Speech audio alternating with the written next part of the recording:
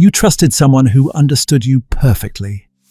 They finished your sentences, anticipated your needs.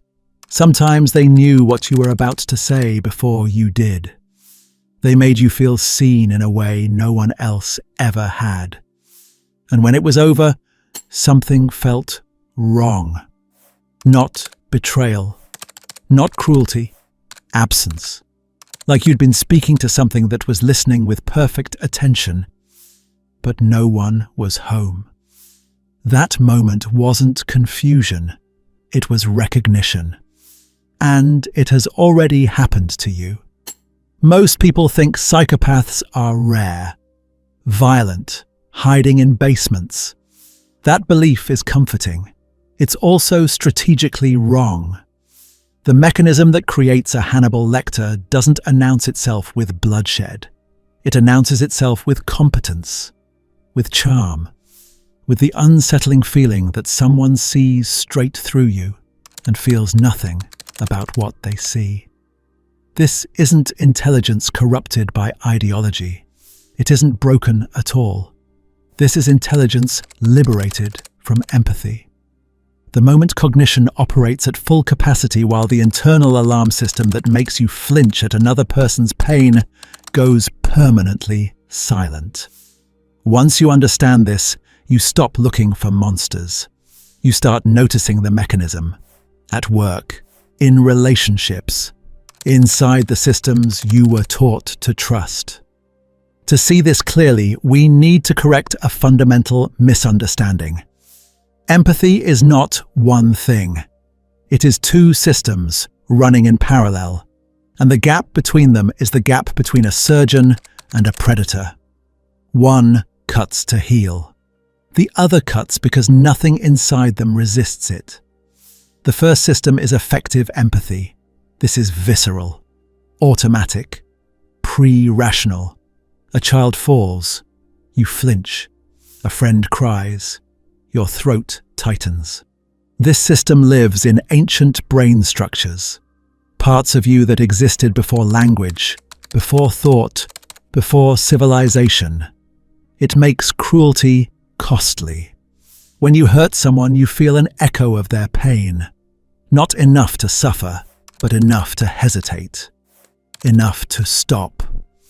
The second system is cognitive empathy, theory of mind, the ability to model what someone else is thinking, to predict their next move, to understand their mental state without sharing it.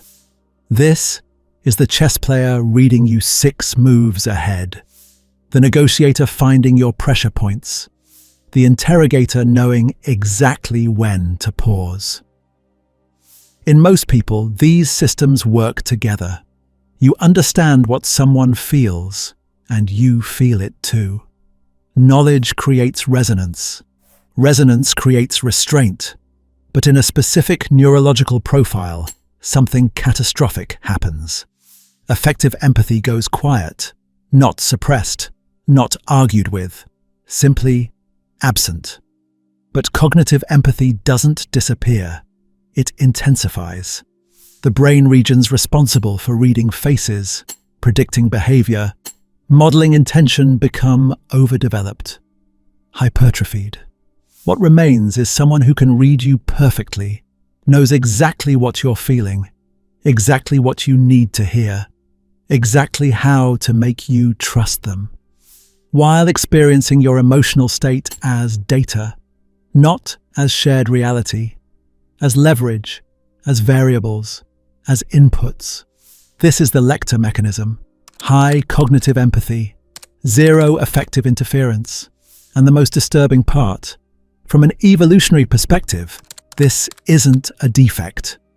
It's a feature. The mask doesn't announce itself. In the 1940s, a clinician named Hervey Cleckley documented something that baffled him. Patients with perfect intelligence, flawless memory, practiced charm. But something was missing. He called them masks of sanity. They had learned the language of emotion without ever hearing the music. They could say, "I'm sorry," with flawless timing. Mirror grief with a practiced pause. simulate concern with surgical precision. But it was a translation, a performance running on a fractional delay. Something felt off. Most people don't notice this. They aren't scanning for resonance. They're scanning for competence.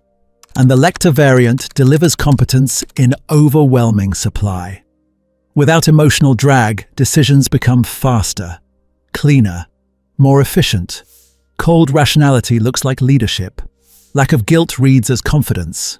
Moral hesitation gets reframed as weakness. So corporations promote them.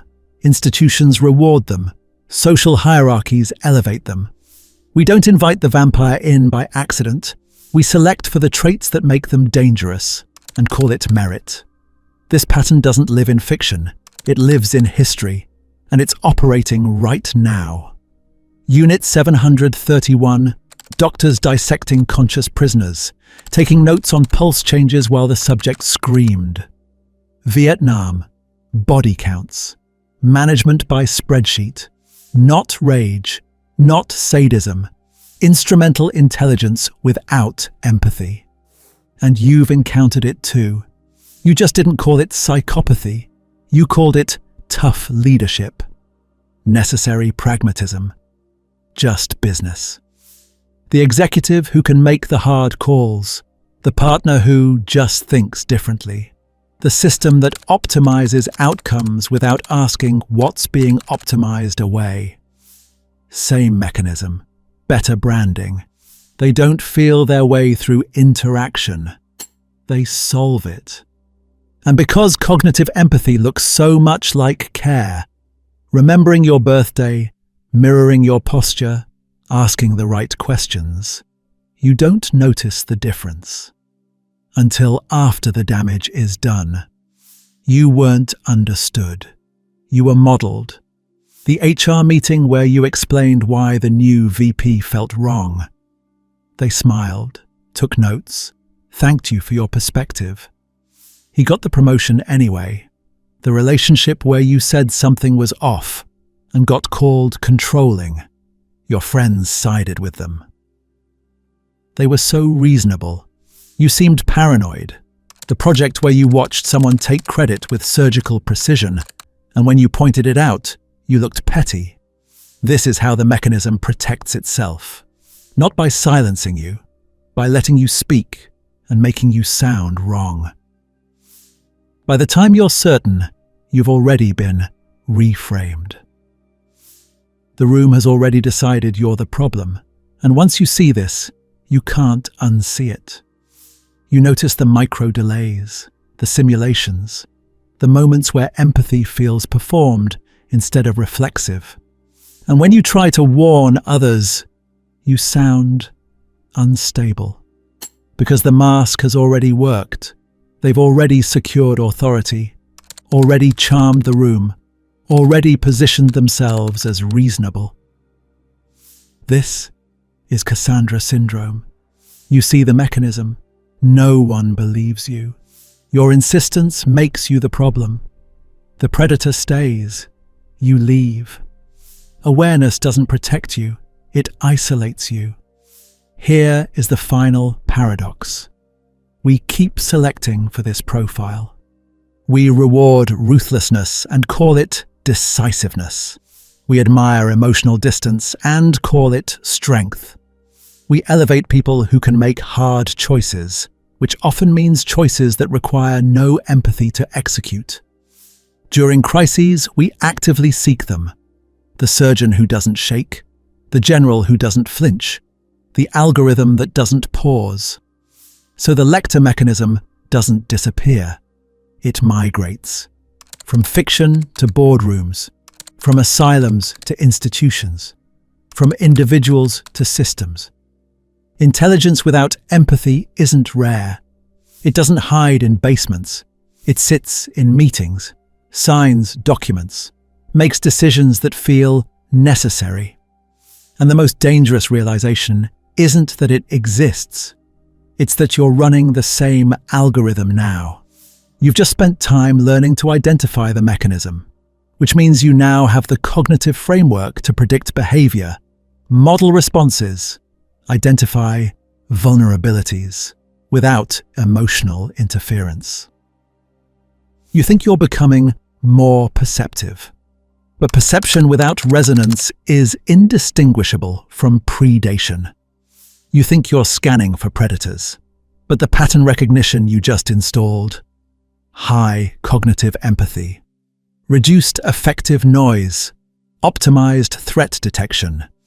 You didn't learn to avoid the mechanism, you learned to run it.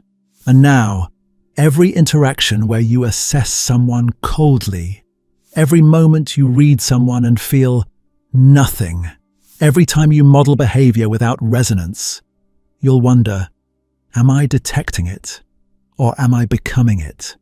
The mechanism doesn't care, it just migrated one layer deeper, and you invited it in the moment you started looking for it.